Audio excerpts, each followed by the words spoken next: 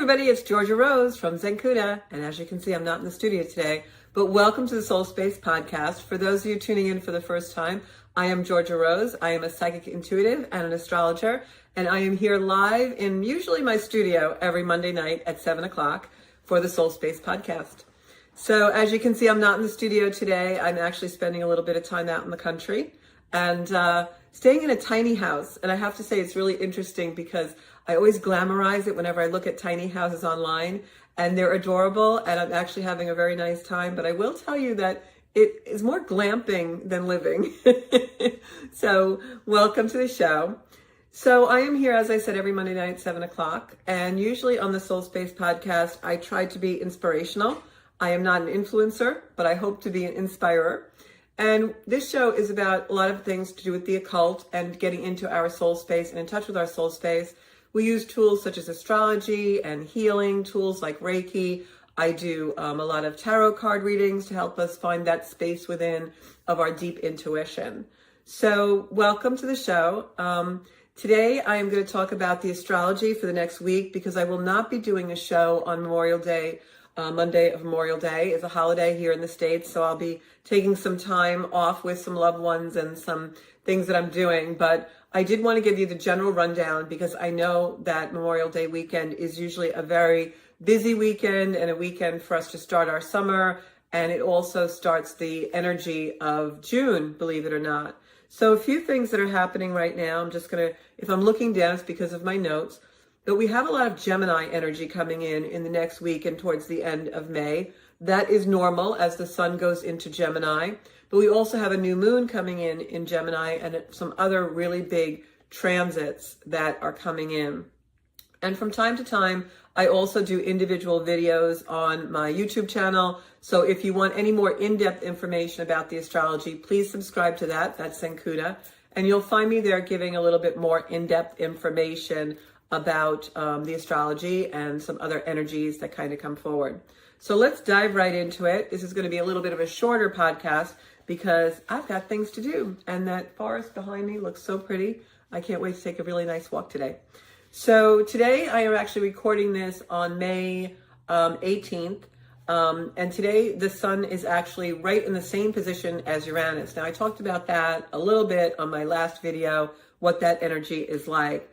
But if you think about whenever two planets come together, what happens is the energy of each planet becomes amplified because now they're really together in one area.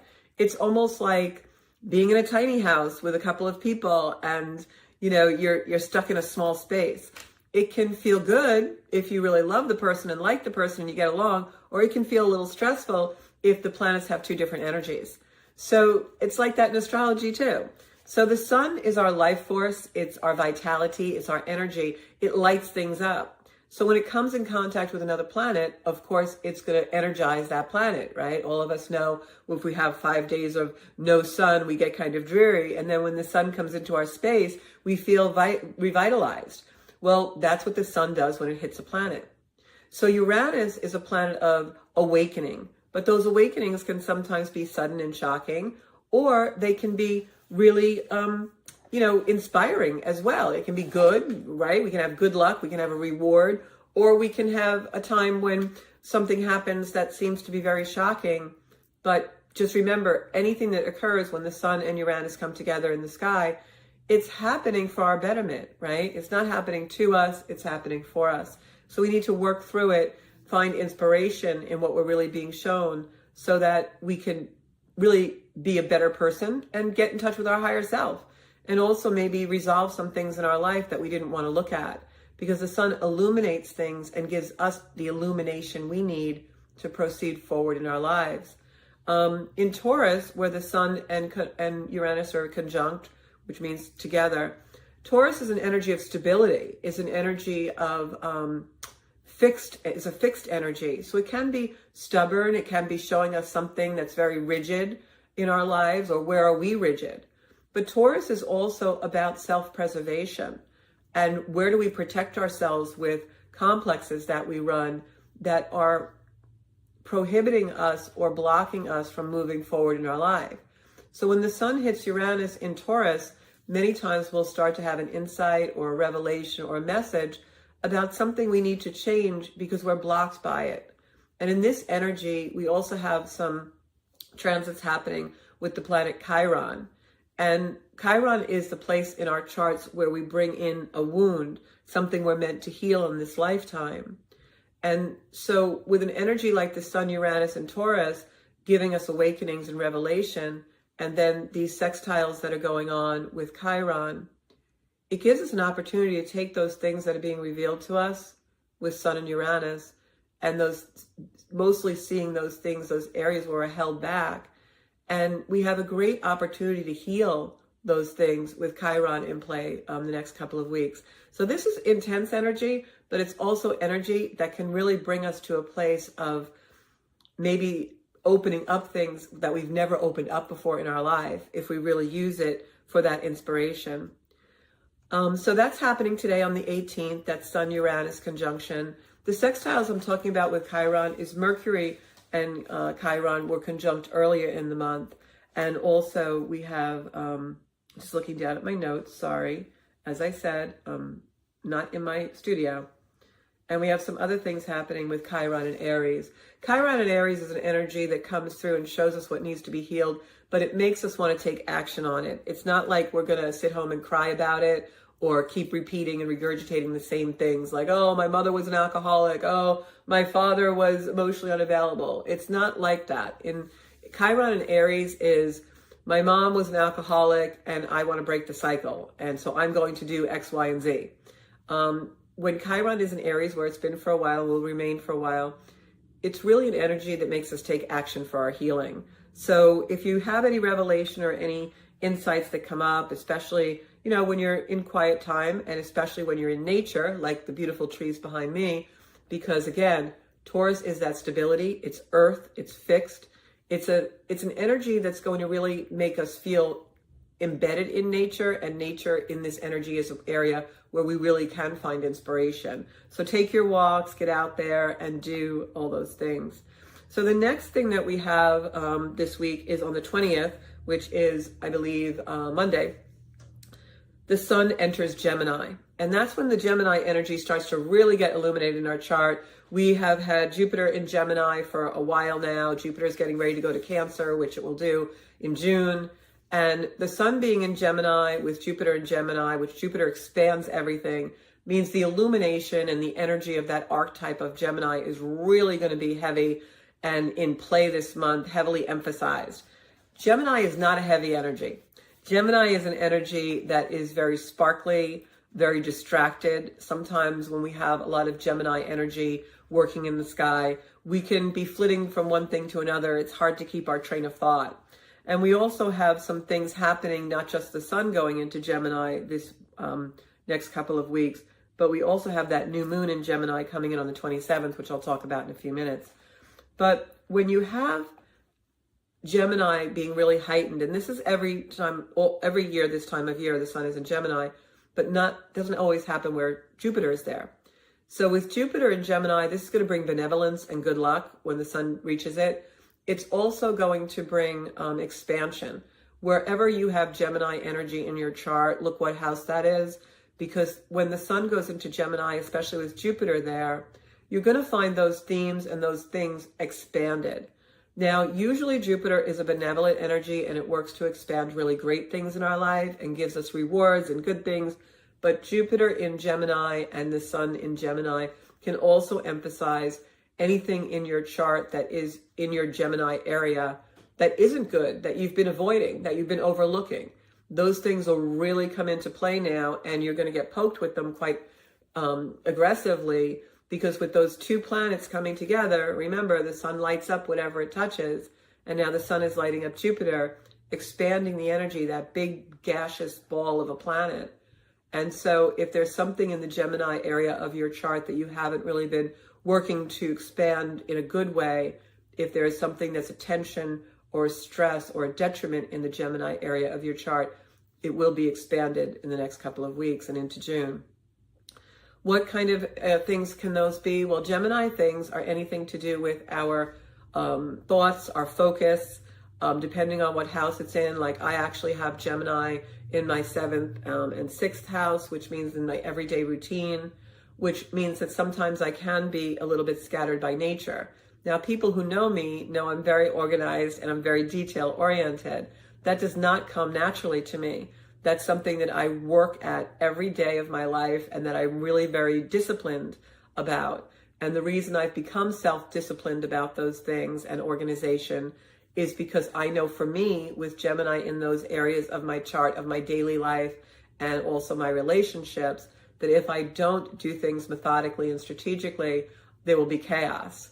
So I always, if I do have a couple of super, super busy days and I can't get to my regular detailed chores or protocols, I take a day or an afternoon and go back and do them. Because it's very easy with a chart like mine for things to be out of control, and I don't have a life like that. And so I know that I make sure everything is where it is. And sometimes people even will make fun of me because even my pantry or my clothes closets, everything is very regimented and in place, color corded and everything. But that's because my life is very fast paced and I'm very production oriented. So I can't spend time 20 minutes looking for my shoes in the morning. And I know when I was much younger, that could have been my personality. So I had to work very hard to overcome what really is my nature and discipline myself so that I have a betterment about how things are going and how my daily life proceeds. So that's just one example. So look and see what house Gemini is in your chart, because that's really going to be highlighted this month. And so, just focus on that area and maybe ask yourself, where is it that maybe I could have an improvement? And where is it that maybe I can, put a little more focus and take the time to do that? One of the things that's really helpful when we have a lot of Gemini energy is using something as a trigger, maybe 2 or 3 times a day, or maybe setting an alarm on your wristwatch or whatever. And when that rings or that you hear that sound, it brings you back into just grounding for a few moments and thinking about, okay, let me just, get in touch with myself. How is my day going? What do I really want to accomplish? What is today for? And in doing those things, you really will find yourself much more focused and organized in your life and less forgetful. And that's a good practice to do anytime, not even just when Gemini isn't really a heightened sky. What I find is in having those kind of practices and just every once in a while breathing, sitting, slowing my roll, I become much more productive than when I'm, trying to do things very fast and be the first one in and blah, blah, blah, blah. I find that we expend more energy working in our lives in that way. So that's just a little tip about the Gemini energy that's coming in. Another thing with the Gemini energy is that when the sun is in Gemini, it really focuses on our identity. And Gemini is also communication and curiosity. So one of the ways to really use Gemini is for that curiosity to be something really productive in your life. One of the things about Gemini energy and people who have a very heavily focused Gemini chart is they can be, like I said, very scattered. And they're the type of person that'll be like shiny object. Like anyone who's walked through a shopping mall with me knows, like, I'm going to drift and all of a sudden you'll turn around and I'm not walking with you anymore, because that's my Gemini. Sparkly objects, really attract me. So I've had to control that in certain environments, especially with my work and, my work that I do here with my videos and Zenkuda. And that means a lot of discipline and self-focus. But in my life as a real estate broker, because that's a business that will really pull you away in a million different directions. So I've adapted and learned to use my Gemini energy of being able to multitask and multi-focus in that environment and then able to bring it down in other environments. So if I'm relaxed and I'm just, shopping leisurely and there's no time clock, I will be very distracted because I allow myself to be indulged in my nature in those moments. But when I know I have tasks to do and an agenda, then I pull it in. So that's the way Gemini energy works. But the best use of Gemini energy, and this is what I find is the best way when we're overstimulated to use it to our advantage, is the most beautiful thing about Gemini energy is their curiosity. So how do we learn? We learn through curiosity. We learn through being curious about something. If we were never curious, nothing would ever seem new to us and we would never learn. So in this energy, we have a beautiful energy that we can really tap into of being curious, like even looking behind me at these beautiful trees. Well, what kind of birds or animals are in there? What would I see if I walked in that path? And developing a love of that instead of a fear of the unknown. And that's something that I have worked on a lot in my life. I'm still working on now, because Gemini energy can give us anxiety about what's, behind the door. What is this book about? What is this person's personality? And if we can use that to our advantage and take it as a love. And so one of the things that I've been also working on with my communication in 2025 is when I speak to people, and especially when I meet someone new, that nervous and awkwardness that we always feel in the beginning, I try to cure that by being curious in a very soulful way and trying to communicate. Gemini energy is communication, and trying to communicate by not just focusing on the words they're saying, but focusing on what's behind the words. Like, what does this person really need? Why are they saying what they're saying? Like, what's really going on here? And by doing so, you really become able to have deeper relationships. Even if it's a relationship that you only know someone for 5 minutes, it's still a relationship. We're relating to everything in the world. Our lives are based on connection and relating. And with Gemini energy, if it's used in the wrong way, we're rushing around all the time and we're not really relating to anything, and everything becomes a stressor. So if we can use the Gemini curiosity as part of our relationship with the world and with people and with things, we're going to find ourselves much more relaxed and in the higher octave of all this beautiful Jupiter and Sun in Gemini energy. So that's my advice with this next couple of weeks, especially as Memorial Day weekend comes in. So we have the Sun entering Gemini, and that will be, as I said, focusing on our identity, our communication, our curiosity. Expect to be mentally stimulated. Expect your social interactions to increase. So Memorial Day weekend is always a time when we get together, but use it as learning opportunities. Learn about people, even if it's family members that you've known most of your life. Sit with them and ask them a question, really good thing to do. And so the other thing is, I would say music, because Gemini loves just to be distracted. And I play music in my home all the time. I play music in the car, and I try and switch it up a little bit. Like, don't just play the meditation music and that stuff. Sometimes you'll come in and I'll have other things on. I try to also listen to channels that I would never listen to. Even like, I'm not a huge country music fan, but I have a tendency to listen to that sometimes just to learn new things and new sounds. And the other reason why I do that is because it puts me in a new memory field, because a lot of times music reminds us of things and brings us back to a time. And sometimes when I want to have fresh ideas and new ideas, I'll play new music, because then I don't have any preconditioning or any memory field that's coming forward. I'm being inspired in a really new way. So use that curiosity to bring new things in.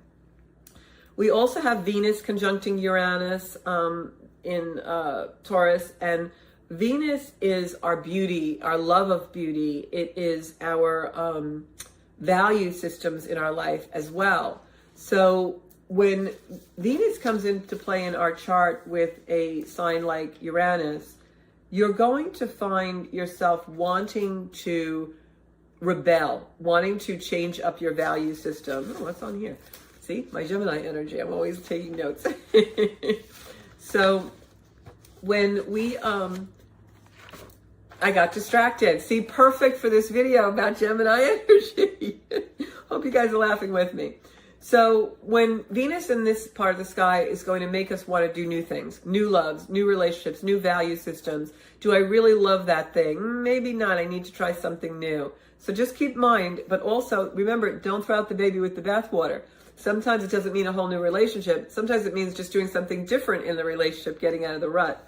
Maybe it doesn't mean throwing out the job or the way that you make a living, your value system, but it means tweaking it and adjusting it, because we're going to have a lot of adjustment coming up in the rest of 2025. And then I want to talk a little bit about the new moon in Gemini, and then I'll go further into that in a little bit. The new moon in Gemini, again, is going to be, new moons are new beginnings. It's going to be about communication, ideas, connections. Expect deep insights, powerful conversations, because Gemini is communication. So whenever we have a new moon in Gemini, you're going to find communicating and powerful messaging can come through, especially if you are meditating or in yoga. You'll also find yourself having new conversations, like maybe you're in a relationship for a long time, but now you have a conversation that you've never had before. That can really come in this energy as well. And I'm just going to look at my notes for 1 minute. And I'm sorry, I know I'm not as organized as I usually am, but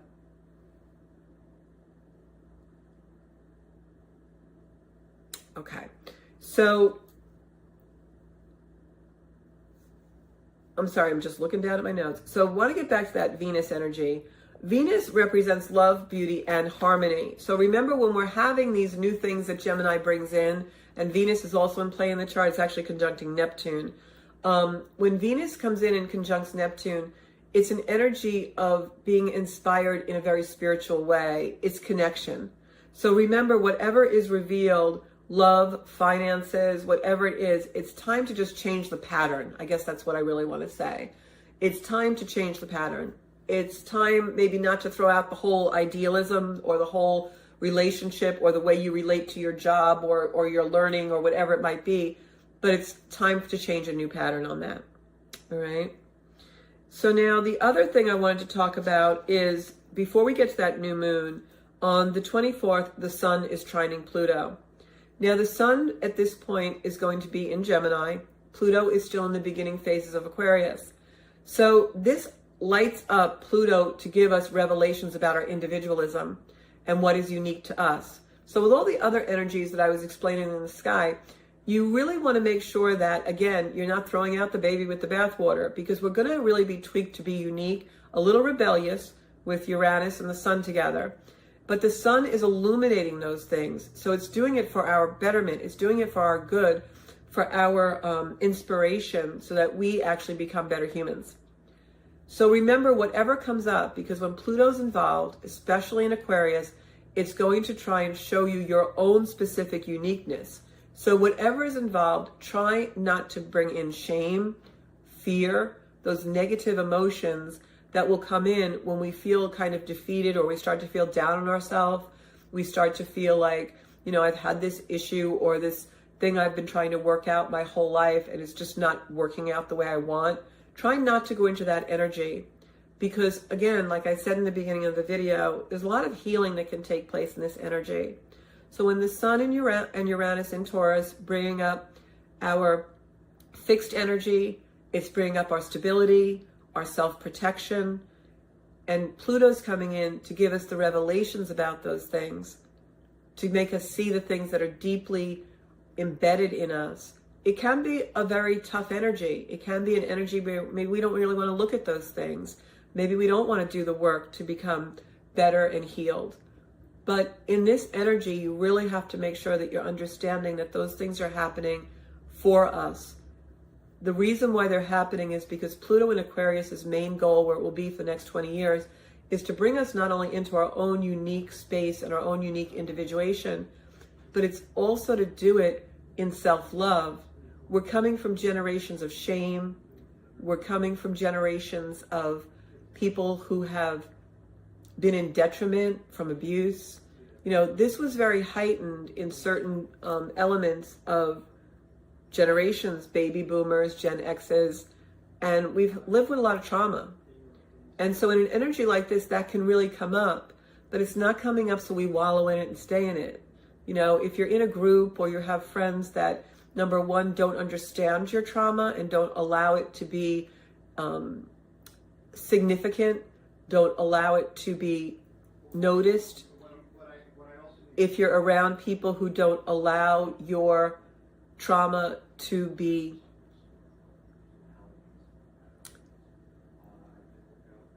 I'm sorry, I can't find the word that I'm looking for because it's so deep and I want this so much for all of you. It has to be really noticed in a way that it happened, that it's yours and it's uniquely yours and it's doing things within you to make you uniquely you, to bring you to a place of empowerment. Whatever that disempowerment is, it happened, it's real, And we have to acknowledge it, is the word I'm looking for. It needs to be acknowledged. And have someone tell you, I'm sorry this happened to you, and then release it. This is that energy. And the new moon in Gemini is going to really give us the opportunity to do that. 2025 is a pivotal year because of all the planets we have changing signs. And this month, Saturn also changes sign right before this new moon, right around this new moon time. Goes into Aries, where Neptune is, where we have this Venus energy. And what it's saying is emerge in a new space. Look at the patterns in your life. Look at where the wounds are. Look at where the healing needs to take place and emerge anew. And if we don't do that this year, then 26, 27, and 28 are not going to go super the way you want them to. 2025 is the pivotal year where we really have to do this healing. We really have to take this energy that's coming up and making us grief-oriented, making us wallow, making us be in the trauma. Sit in it if you have to, and then stop and move forward. But find someone, the groups that you're in, your family, a loved one, your family of choice. Find someone that can acknowledge the trauma that you've had, allow you to move forward in it, and understand that the reason it happened wasn't so that you can sit on a couch and cry about it, or block things from being open in your life, or from, having all of these restrictions that we put on ourselves because it's too scary. Oh no, don't go there. No, this energy is an energy that wants to bring you into the light, wants to illuminate it so that you can see that it's been blocking your individual soul space from becoming the full potential that you can do in this lifetime. And I know this is very serious and sounds like very heavy energy, but the beauty of this is if we can go into this heavy energy and emerge with the sparkly, twinkly illumination of, wow, I understand why I had to go through this, because boy, is it really a gift in the end. If we can emerge from that, then this trauma that we carry our whole lifetime, we're not carrying it anymore. Now it's become something that's propelling us forward and giving us the assertion and the illumination and the motivation to go out and overcome it, and maybe even help other people do the same thing. Because like I always say, there's a breakdown, and then we have the breakthrough, and we get all these revelations. And if we're brave enough, and we have the valor enough, and we love ourselves enough, we look at those revelations in order to understand what are the jewels we need to take from them so that we can live a really enriched life. But then it doesn't stop there. And this is the third point that maybe only 3% of the population ever do. And that's the breakout. You have the breakdown. You have the breakthrough. It's great. Life's good. But then there's a breakout. And that breakout is the whole reason it happened in the first place. So that you can break out and hand someone back. Someone who's still sitting there on the couch crying about the same trauma you went through or something similar that brought on the similar emotions. And now you can reach back and bring them forward and say, let me hold you for a few minutes. I acknowledge this happened, and I'm so sorry that you had to go through this in your life. But this is why it happened. Now brush yourself off and get out there and do something for the world. And this energy in Gemini is the part of propelling us forward because it gives us the communication to be able to heal and speak our truth. Pluto in Aquarius. And all of those planets that are now in Aries, Neptune, our connection, our spirituality, our illusions, and our truth. Venus, our values, our love. Saturn, the taskmaster, the disciplinarian, the teacher, the awakener. Sun on Uranus in Taurus, awakening us to what are our self-preservations. What do we do to protect ourselves that really isn't healthy? And how can we protect ourselves in a better way? By being open and vulnerable and allowing the trust we need for someone to come into our space. Knowing that we'll always be okay because we're in charge of our own agency. Pluto in Aquarius. We're in charge of our own being. And so even if more trauma comes and someone hurts us or dislikes us or we're wounded by something, it's okay because we're strong enough inside ourselves to know who we are, and our self-love is stronger than anything else. Our Zen, our peace, our inner peace, our soul space is stronger than anything else. And that's Zenkuda. Zenkuda is knowing that you have such an agency and such a peace inside of you that that is what you run on. And nothing can destroy that. So in this new moon, I'm going to give you a few things that we can do in the new moon. Because now Saturn is going into Aries too, and I'm going to do a whole separate video about that because that's a really big transit. And when Saturn goes into Aries, that's going to change a lot of things for us because, I'm going to just go up here a minute, sorry. I'm just looking at my notes. Saturn in Aries is going to change a lot of things for us because it's going to make us emerge in new spaces. And that taskmaster and disciplinarian that Saturn is, Saturn gives us the framework to stay within something, but it can also hold us back and restrict us if we don't understand why it's doing that and take the healthy route. So Saturn in Aries is really going to make us emerge in new places. So I'm going to do a separate video about that, but what I want to talk about now is the new moon in Gemini. So the new moon in Gemini, like I said, set intentions for learning. You want to be able to, if there's anything that you have been wanting to learn about or anything that you really have been wanting to connect with and haven't had the focus to do it, make that your focus. Because with Gemini, our minds and our mercurial things are going to be very heightened. Gemini energy is ruled by Mercury, and Mercury right now is in a part of the sky that, I'm just going to look really quick at my nose. Mercury right now is going to trine Pluto at this new moon. So this is, like I said just before, you can even play that part of the video back. Mercury during this new moon trining Pluto, and also with other things that are going on. We got Mercury sextiling Neptune and Saturn. So Mercury, Gemini energy is really in play. So that can make us a little jittery and a little anxiety because it's very like fast moving, heightened energy. But it also gives us the intellectual capacity to understand things in a way that we haven't before. Gemini is also an energy of two things can be true. You know, maybe I'm right, but maybe the other person's right as well. Maybe, maybe that is a really light, beautiful blue, and maybe it is an azure blue. You know, it's the fact that multiplicity is a thing. Multiplicity is reality. Things are not always one way. And duality is not always the case. We may have duality, we may have multiplicity. In Gemini, it's accepting that out of our curiosity. Two things can be true. I'm going to allow this person to have their opinion because it doesn't mean it's right or wrong. It means we have to learn more.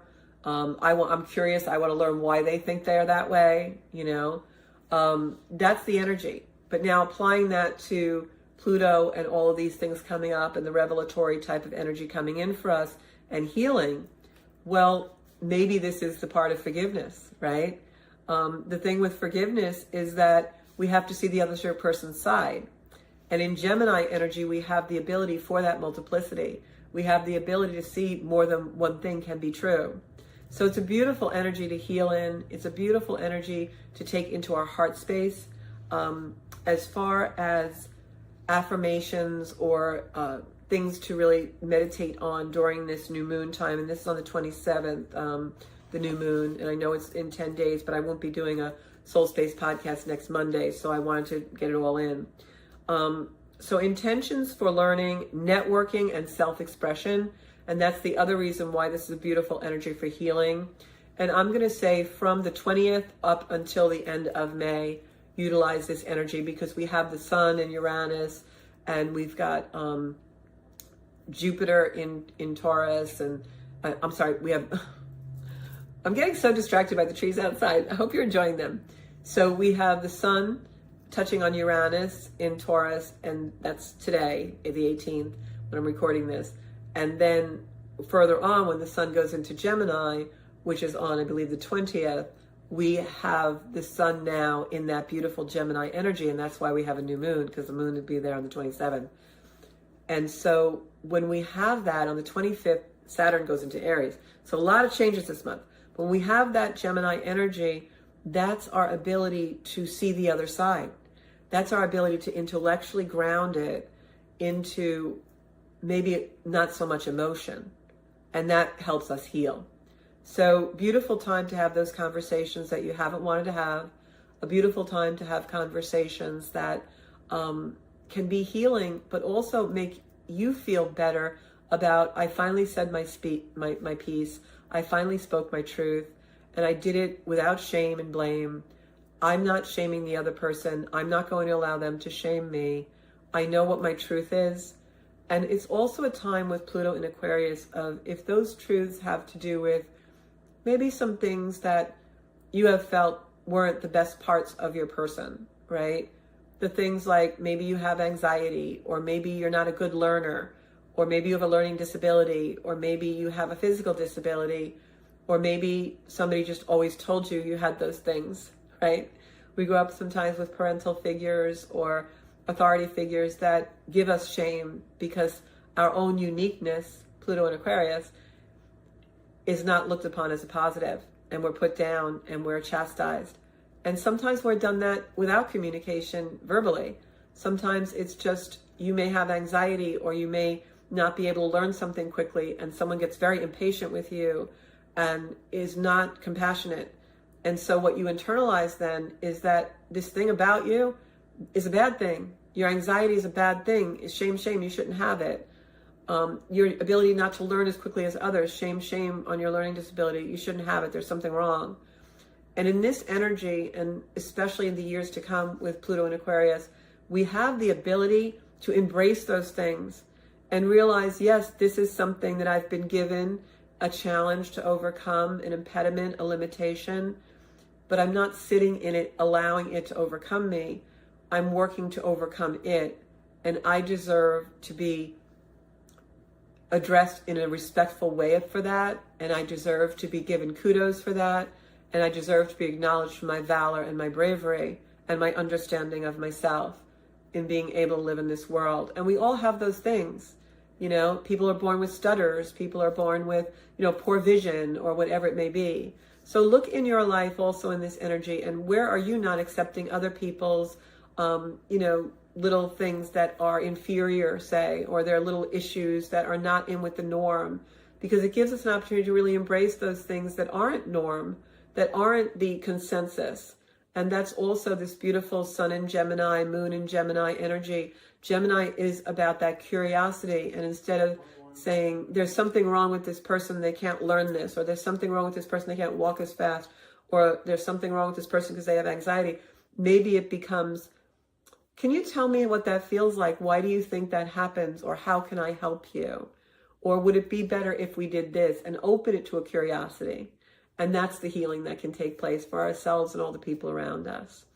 And so that's the energy of May. I'm just going to look quickly at my notes and see anything else. So to recap, I'm recording this on May 18th. The Sun is conjuncting Uranus at 27 degrees Taurus. Mercury is squaring Mars, and Jupiter is sextiling Chiron. So that's beginning the cycle of healing that we can really start to see. The cycle will begin with a revelation or an insight, or something's going to come up. Sometimes we have to get sick in order to have the healing, right? So thinking of that metaphorically. And then on the 20th, the Sun enters Gemini, really illuminating our minds, giving us that energy of curiosity that can really take us very far and also promote our own healing. On the 24th, that same Sun trines Pluto, bringing up the deep revelations within us, more things we need to really look at, giving us an opportunity for more healing. And then on May 25th, we've got this Saturn entering Aries, which is a real game changer.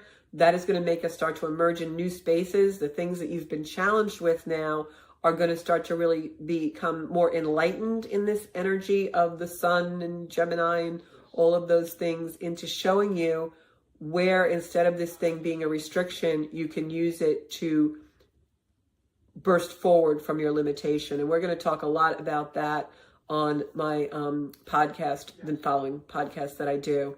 I may even tape a podcast for Memorial Day, but I don't know yet. I'll let you guys know on my social media.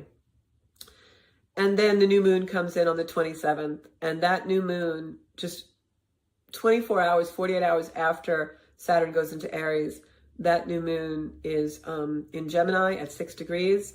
The Sun is there. We've got Jupiter in Gemini. Mercury's trining Pluto. We've got Mercury having a conversation with Neptune and Saturn. It's all around that time. So that's a really big burst of energy to give us the insight, the revelations, the things that are deeply embedded within us come up, looking at them, not to have more trauma, but so we can finally understand and go into a space of acceptance and forgiveness and find our own healing path. So thank you so much for tuning in. You can find me on Zenkuda on YouTube, Zenkuda Soul Space on Facebook, and you can also find me on Instagram at Zenkuda Official.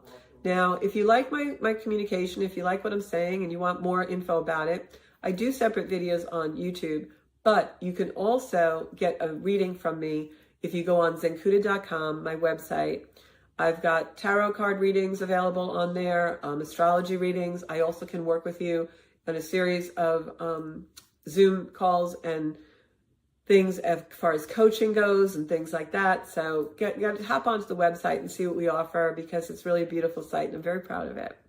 So stay grounded. I'm going to take a beautiful walk today and I'm going to get out in nature and enjoy the rest of this beautiful weekend.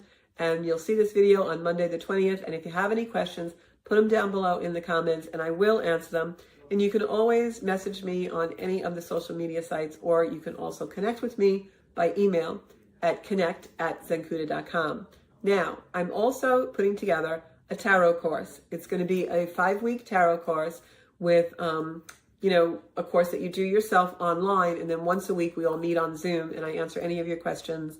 And we talk a little bit about tarot and learning tarot and how to use the tarot as a beautiful tool for intuition and heightening your own connection with your soul space. So that's what my offerings are today. If you have any questions, put them in the comments below. And I'll see you on YouTube and on social media. Thanks so much. Bye, everybody.